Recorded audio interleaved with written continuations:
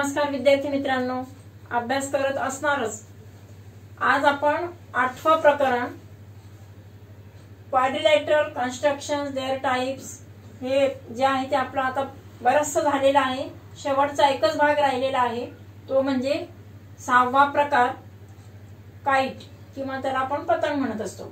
चौकोन रचना आणि त्याचे प्रकार या धड्यातील आपला शेवटचा एकच पॉइंट तो म्हणजे काइट पतंग।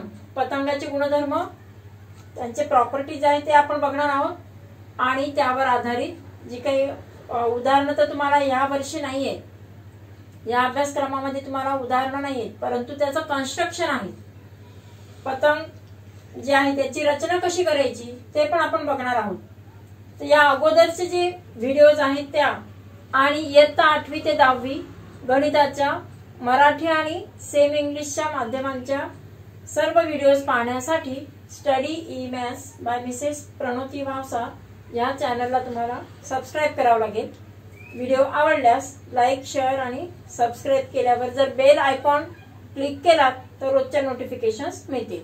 तर आज आपण पतंग हा जो प्रकार आहे तो बघणार आहोत। चौकोनाचाच प्रकार आहे, त्याला 4 बाजू असतात, 4 कोण असतात आणि इतर जे कर्ण असतात। कर्णाचा गुणधर्म मात्र या प्रकारामध्ये वेगळा आहे, तो कसा ते आपण बघूया। अगोदर डेफिनेशन पाहू त्याची, की डेफिनेशन म्हणजे त्याची व्याख्या, की if one diagonal is perpendicular bisector of the other diagonal then that type of quadrilateral is known as kite. बघा डायगोनलचा कोणता गुणधर्म आहे? One diagonal is perpendicular to other second diagonal then that type is kite। तो जो प्रकार आहे then that quadrilateral is known as the kite। चौकोनाचा किंवा ज्या चौकोनाचा एक कर्ण हा दुसऱ्या कर्णाचा लंब दुभाजक आहे। काय आहे? लंब दुभाजक। नुसतं दुभाजक नाहीये तर लंब आहे आणि दुभागतो पण आहे। ते कसं ते बघा। आणि अशा प्रकारचा जो चौकोन असेल त्याला म्हणायचं पतंग। ज्या चौकोनामध्ये एक कर्ण दुसऱ्या कर्णाचा लंब दुभाजक आहे, परपेंडिक्युलर बायसेक्टर आहे, त्याला म्हणायचं काइट किंवा पतंग। यामध्ये पहा आता A B C D this is quadrilateral. B D is one diagonal, A C is second diagonal. Diagonal B D is perpendicular to diagonal AC। कुठे परपेंडिक्युलर बघा, पॉइंट ई जो आहे त्या इथे परपेंडिक्युलरचं साइन केलंय। कशाचं साइन केलंय? परपेंडिक्युलर म्हणजेच लंब आहे, 90 अंशाच्या कोनात ते छेदतात असा त्याचा अर्थ होतो आणि त्यासाठी अशा पद्धतीने चौकोन काढायचा आहे, म्हणजे ते लंब दुभाजक आहे। BD हा कर्ण AC चा लंब दुभाजक आहे। इथे लंब आहे, मग दुभाजक कसा? तर AE जेवढ्या मापाचा आहे तेवढाच मापाचा EC। म्हणजेच काय झालं? AC हा कर्ण E बिंदू मध्ये 2 भागात विभागला गेला। कोणकोणते 2 पार्ट्स? पार्ट AE आणि second part EC। AE and EC both the parts are equal and therefore it is the काय म्हटलं त्याला? Perpendicular bisector.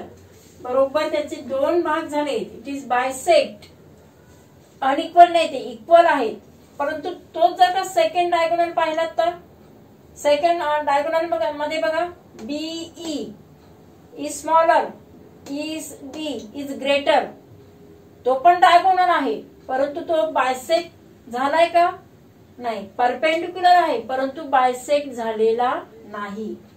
म्हणजे तो लंब आहे परंतु दुभागला गेलेला नाही। 2 कर्णांपैकी फक्त एकच कर्ण तो म्हणजे AC हा दुभागला गेला आहे, परंतु BD हा जो कर्ण आहे तो दुभागला गेलेला नाही। BD this diagonal is not bisect, only AC this diagonal is bisect at the point E।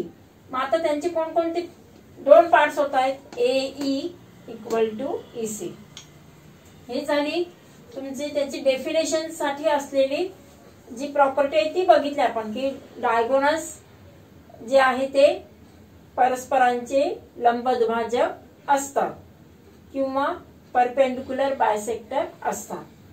आता आणखी त्याच्या साइड्सच्या प्रॉपर्टीज बघू आपण. साइड्सचे दोन प्रॉपर्टीज आहेत. पतंगाच्या याच्या नांद्याचा आकार पण जसा आपण आपल्या पतंगीचा आकार असतो त्या पद्धतीनेच आहे. त्यावर आधारित त्यांचे जे बाजूंचे गुणधर्म आहेत ते दोन गुणधर्म आज आपण बघणार आहोत. पहिला गुणधर्म आहे लगतच्या बाजूंच्या दोन जोड्या एकरूप असतात. बाजू आहेत परंतु कशा आहेत त्या लगतच्या बाजूंच्या दोन जोड्या. बघा त्या बाजू काही सारख्या दिसत नाही सगळ्या. दोन्ही आता बाजू ए बी बाजू बी सी त्यांची लेंथ मोजूया आपण. किती सेंटीमीटर बघा बरं. इथून घेऊया 8.5. It is also 8.5. तुमच्या असं लक्षात येईल बघा एडी ही पेअर सीडी या दोन बाजूंच्या ज्या जोड्या आहेत त्या सारख्या आहेत. ही पण 11 सेंटीमीटर आहे, ही 11 सेंटीमीटर आहे. त्या लगतच्या आहेत. लगतच्या म्हणजे काय they are touch to each other. शेजारचे जसं adjacent. Adjacent sides pair of adjacent sides is congruent. मग किती पेअर्स आहेत. दोन पेअर्स आहेत. बघा पहिली पेअर आहे एडी आणि सीडी ही एक जोडी आणि दुसरी बघा बी ए आणि B C 8.5. It is also 8.5. ही एक पेअर आहे ती सुद्धा कॉन्ग्रुएंट आहे. म्हणजेच पतंगाच्या लगतच्या बाजूंच्या जोड्या ऑपोजिट नाही इथे. आता इथे कोणत्या आहेत लगतच्या बाजूंच्या दोन जोड्या तयार होत आहेत. ही पहिली जोडी ही दुसरी जोडी. दोन्ही जोड्या ह्या कशा असतात त्या एकरूप असतात. लगतच्या दोन जोड्या असतात त्या एकरूप असतात. लगतच्या बाजूंच्या दोन जोड्या एकरूप असतात. Two pairs of adjacent sides are congruent. Two pairs. First pair is AB congruent to BC. This is first pair of adjacent side. Second AD congruent to CD. It is second pair of adjacent sides. Both the pairs are congruent each other. किंवा ते एकमेकांचे congruent असतात. मग ते आता pair आपण लिहिताना कसे लिहिणार आहोत बघा. सेगमेंट किंवा साइड घेतलं तरी चालणार आहे. Segment AB congruent segment A B आता लिहिणे मी आणि इथे लिहू आपण बी सी किंवा बी सी घ्या. सेकंड पेअर कोणती बघा ए डी आणि C D. Second pair segment A D congruent to segment. सेगमेंटला कोणता शब्द आहे रेघ किंवा बाजू पण लिहिले तरी चालणार आहे. Segment C D that is equal to 11 centimeter. Here it is 8.5 centimeter. झालं. Second property. आता ही झाली तुमची कोणते ऍडजसंट साइड्स. आता one pair of opposite angles. साइड्सचा गुणधर्म झाला. आता कोणता बघणार आहोत आपण अपोजिट अँगल्स ची जी वन पेअर आहे ती कॉन्ग्रुएंट आहे. तसे बघितलं दोन पेअर आहेत परंतु किती पेअर कॉन्ग्रुएंट होणार आहे फक्त एकच pair congruent. One pair of opposite angles is congruent. B आणि डी नाहीये परंतु ए आणि C. Angle A congruent to angle C. Angle B A D congruent to angle B C D. त्यांचं जर मेजरमेंट जर घेतलं तर ते बघू आपण किती येतं ते. सम्मुख कोणांची एक जोडी एकरूप असते. सम्मुख कोण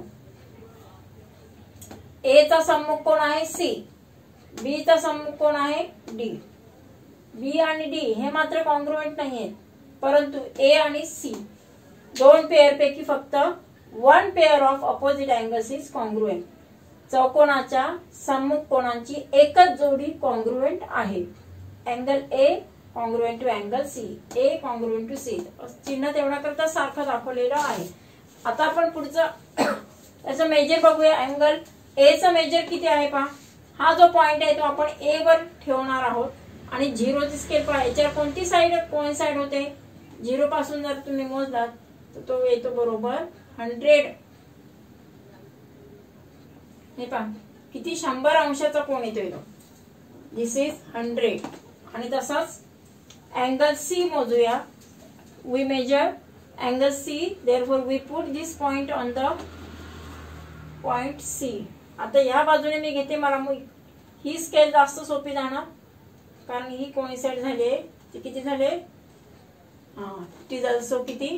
हे पण 0 पासून केलं तर 100, म्हणजे हा पण किती अंशाचा आला? 100.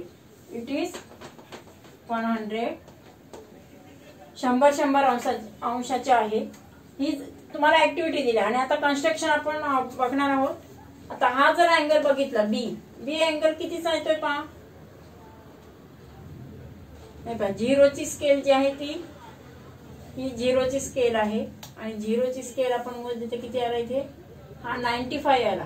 90 आणि 95च्या मध्ये 95 आहे. आणि हा जर बघितला तर हा कितीचा येतो पहा. झिरोची स्केल इथे बरोबर कोइन्साइड झालेली आहे. 0, 60 आणि 70च्या मध्ये, म्हणजे 65. किती फरक आहे? म्हणजेच ते काय, ते दे आर नॉट कॉन्ग्रुएंट. ते एकरूप नाहीत. फक्त एकच जोडी एकरूप आहे, ती आहे BAD कॉन्ग्रुएंट टू BCD. म्हणजेच समोरासमोरी सम्मुख बाजूंची एक जोडी एकरूप असते आणि लगतच्या बाजूंच्या 2 जोड्या एकरूप असतात. हे जे 2 गुणधर्म आहे त्या गुणधर्मावर आधारितच जी काही उदाहरणं तर नाही तुम्हाला, परंतु आपण कन्स्ट्रक्शन बघणार आहोत. आणि आता कन्स्ट्रक्शन घेऊया आपण. How to construct the kite, त्यावर आधारित आपण प्रॅक्टिस सेट 8.3 यामधील क्वेश्चन 5 शिकणार आहोत की पतंगाची जी रचना आहे ती कशी करायची, कसा कन्स्ट्रक्ट करणार आपण ते बघूया. तो जो क्वेश्चन आहे तो इथे आपण लिहिलेला आहे. कन्स्ट्रक्ट म्हणजे काढायचा आपल्याला. BARC हा चौकोन काढा. कशा पद्धतीने बघा, length BA is equal to BC is equal to 4.2 centimetre. म्हणजे BA आणि BC ची लांबी ही सारखी आहे, ती आहे 4.2. आणि AC 6 सेंटीमीटर आहे. AR आणि CR या दोघांची लांबी सारखी आहे, ती आहे 5.6 centimetre. Length AR is equal to length CR that is equal to 5.6 centimetre. आता कन्स्ट्रक्ट करत असताना काय करायचं आपल्याला, आधी रफ डायग्राम जी आहे, कच्ची आकृती जी आहे ती आपण काढणार आहोत. त्यासाठी पहा चौकोनाचं नाव पहा काय, BARC. आता आपलं लक्षात येतं याच्यावरून की यामध्ये 2 ज्या बाजू आहेत लगतच्या बाजू दिसत आहेत, B पासूनच स्टार्ट झालेल्या आहेत. B पासून BA आणि BC किती झाले, 4.2 सेंटीमीटर. हे जे दोन्ही बाजू आहेत त्या ऍडजस्टंट साइड्स आहेत आणि म्हणून मग त्या आणि 4.2 येते. दुसरी एक पेअर आहे ती सुद्धा 5.6 सेंटीमीटर येते आणि म्हणून मग जे आहेत ऍडजस्टंट साइड्स ते कॉन्ग्रुएंट आहेत आणि त्या असे 2 पेअर्स कॉन्ग्रुएंट आहेत. ऍडजस्टंट साइड्सच्या 2 pairs congruent and therefore it is kite. म्हणजे तो जो आहे तो पतंग असला पाहिजे. आणि म्हणून मग लेंथ AC ही जी झाली ती काय झाले पहा, BARC या नावावरून पण लक्षात येते. AC अल्टरनेट याच्यामध्ये नाव आहे म्हणजे तो कर्ण आहे. It is the name of the diagonal. AC म्हणजे एक डायगोनल दिला आहे आपल्याला. 2 ऍडजस्टंट साइड्स आहेत त्या 5.6 आहे. दुसऱ्या 2 ऍडजस्टंट साइड्स आहेत त्या पण कॉन्ग्रुएंट आहेत. अशा 2 पेअर्स दिलेल्या आहेत. त्यावरून आपण अगोदर कच्ची आकृती कशी घेणार बघा. अशा पद्धतीने काइट घेतला आणि B पासून स्टार्ट केलं. इथे BARC झालं. आणि मग आता त्यांची व्हॅल्यू पुटअप करूया. BA किती आहे 4.2 आणि BC 4.2 झालं. नंतर AC बघा. आता डायग्राम मध्ये AC काय येतोय, AC हा diagonal. It is the diagonal. कर्ण आहे तो. आता तो कर्ण असल्यामुळे त्याची लांबी आहे 6 सेंटीमीटर. संपूर्ण कर्णाची लांबी आहे 6 सेंटीमीटर. आपल्याला कन्स्ट्रक्शन करायचंय. आता याच्यावरची उदाहरणं तुम्हाला नाही, फक्त कन्स्ट्रक्शन आहे. आणि म्हणून कन्स्ट्रक्शन करण्यासाठी तुम्हाला त्यांची दोन बाजू की ज्यांची पेअर्स आहेत त्यांची लांबी आणि एक कर्ण, दुसरा कर्ण दिलेला नाही. आपण डायगोनल्स आर परपेंडिक्युलर टू किंवा bisect perpendicular bisector to each other, आणि म्हणूनच मग काय केलंय ते आपण इथे वापरणार आहोत. त्यापैकी एक कर्ण जो आहे तो बायसेक्ट झालेला आहे, दुसरा मात्र बायसेक्ट होत नाही. त्या प्रॉपर्टीचा वापर करणार आणि त्यानुसार इथे पाय AR CR हे 5.6 आहे, 5.6 आहे. आणि मग आपण ते कन्स्ट्रक्शन करूया. तर त्यासाठी अगोदर हा जो कर्ण आहे की जो दिलेला आहे तो नेहमी काय करायचा, हॉरिझॉन्टल घ्यायचा आहे. One diagonal is given, we put that diagonal horizontally not vertically. याच्यानुसार की तुम्हाला वही जी आहे ती आहे त्या वहीमध्ये व्यवस्थित कन्स्ट्रक्शन करता येतं आणि म्हणून अगोदर डायगोनल काढायचं आहे आणि मग साइड्स काढणार आहोत. त्या साइड्स कसं काढायचं बघा. First draw the segment AC. किती सेंटीमीटर आहे ती segment AC? That is the diagonal. हा कर्ण आहे, this is diagonal and we draw it 6 centimetre आहे. 6 सेंटीमीटर काढायचं आहे कारण कन्स्ट्रक्शन झालं पाहिजे लवकर, म्हणून आपण अशा पद्धतीने AC जो आहे तो 6 सेंटीमीटर काढलेला आहे. आपण घेऊया इथे 6 सेंटीमीटर झालं.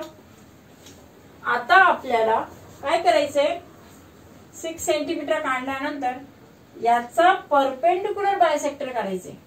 We have to draw the perpendicular bisector of the segment AC. AC चा लंब दुभाजक काढायचा आहे. कोणत्याही रेषाखंडाचं लंब दुभाजक काढत असताना त्या रेषाखंडाचं निम्म्यापेक्षा जास्त अंतर घ्यायचे.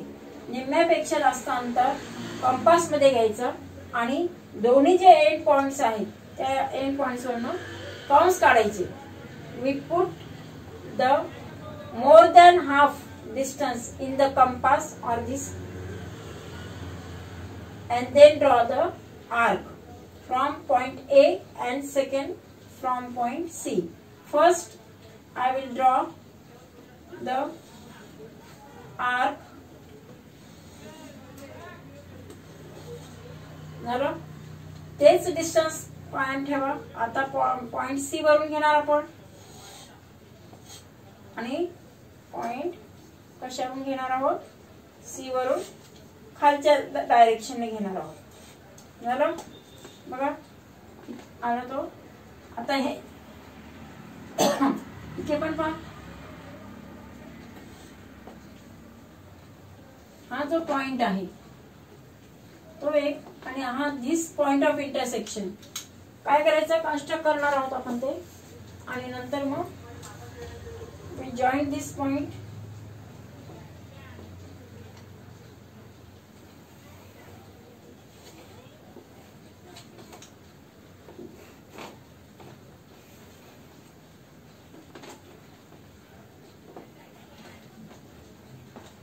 झालं. आता आपल्याला साइड्स काढायचे. अगोदर आपण ही साइड घेऊया 4.2. 4.2 सेंटीमीटर घेण्यासाठी आपल्याला स्केलच्या साहाय्याने कंपास मध्ये अंतर 4.2 सेंटीमीटर घ्यायचं, मोजायचं इथे 4.2 सेंटीमीटर.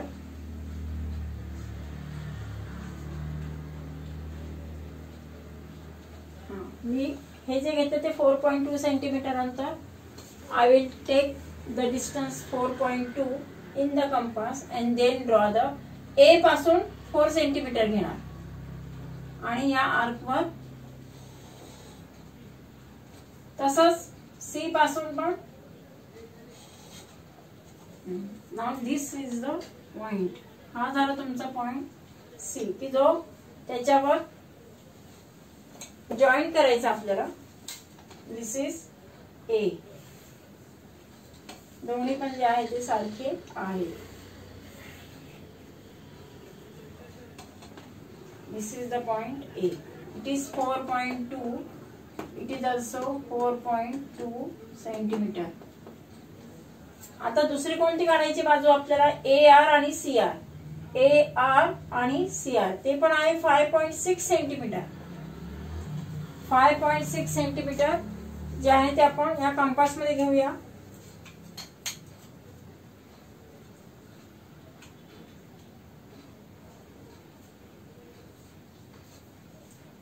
बरोबर 0 पासून तर इथे 5.6 आहे आपलं, तर त्यानुसार घेऊया आपण.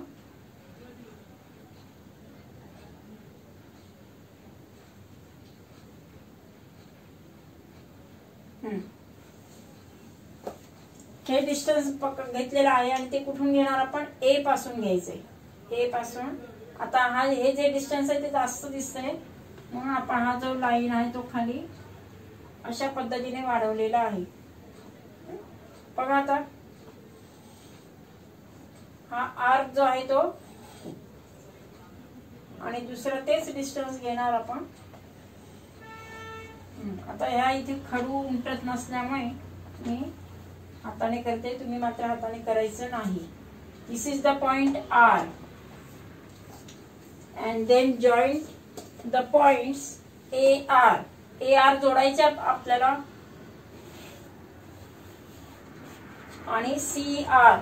Join the point C R. It is 5.6 centimetre. It is also 5.6 centimetre. म्हणजे ही जी ऍडजस्टंट पेअर आहे, this pair adjacent pair of the जी साइड्स आहे ती कॉन्ग्रुएंट आहे. सेकंड जी आहे ती 5.6 आणि 5.6. ही जी पेअर ऍडजस्टंट पेअर आहे ती सुद्धा कॉन्ग्रुएंट आहे. आणि म्हणजे अशा पद्धतीने आपल्याला अगोदर डायगोनल काढायचं आहे. डायगोनलचा लंब दुभाजक म्हणजे परपेंडिक्युलर बायसेक्टर काढणार, आणि परपेंडिक्युलर बायसेक्टर काढल्यावर ज्या साइड्स तुम्हाला त्यांची लेंथ दिली त्या ह्याच्यावर कंस काढायचे आहेत. Draw the arc and we construct the kite. म्हणजे अशा पद्धतीने तुम्ही पतंग जे आहे ते त्याची रचना करू शकतात. आणि हे कन्स्ट्रक्शन असतं ते तुम्हाला त्यामध्ये कन्स्ट्रक्शन करत असताना जे मेजरमेंट्स आहेत, लांबी जी दिलेली असते ती लांबी लिहायची असते. हे लंब दुभाजकचं साइन पण करायचं आहे, आणि त्यांची नावं जी आहेत ती नावं लिहायची आपल्याला. बघा इथे ए आर सी, इथे बी नाही लिहिला, बी. आणि ह्या ज्या बाजू इक्वल्स आहेत त्यांना इक्वलचं साइन दाखवा. इथे पहा मी अशा पद्धतीने साइड इक्वल आहे, कॉन्ग्रुएंट आहे हे दाखवण्यासाठी सारखं चिन्ह करायचं असतं. म्हणजे अशा पद्धतीने you can construct the kite. पतंगाची रचना अशा पद्धतीने करू शकता. हे प्रकरण इथेच म्हणजे याची रचना आहे हे कंप्लीट झालेलं आहे. पुढच्या व्हिडिओमध्ये आपण 9th जो चॅप्टर आहे की ज्याच्यामध्ये डिस्काउंट अँड कमिशन, 9वं प्रकरण आपण सूट आणि कमिशन हे जे आहे ते आपण घेणार आहोत. यामध्ये या उदाहरणांची जास्तीत जास्त प्रॅक्टिस करा. पुढच्या भागात आपण कमिशन, सूट वगैरे बघूया.